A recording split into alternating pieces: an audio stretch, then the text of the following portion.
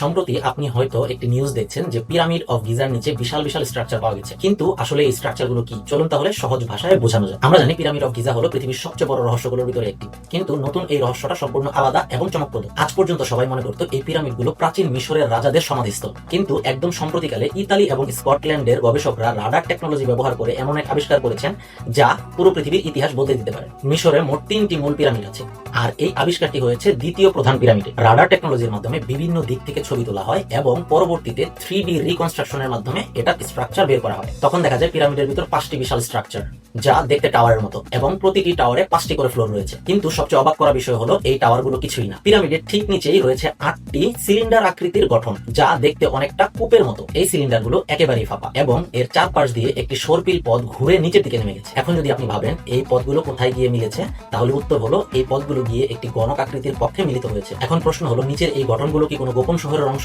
না কোনো প্রাচীন সভ্যতার ছায়া? এটা এখনো এক রহস্য, কিন্তু সামনে যা আসছে তা হয়তো ইতিহাস কাঁপিয়ে দিতে পারে। এরকম আরো ইনফরমেটিভ ভিডিও পেতে চ্যানেলটিকে সাবস্ক্রাইব করে রাখুন। ফেসবুক থেকে হলে অবশ্যই পেজটিকে ফলো দিয়ে রাখুন।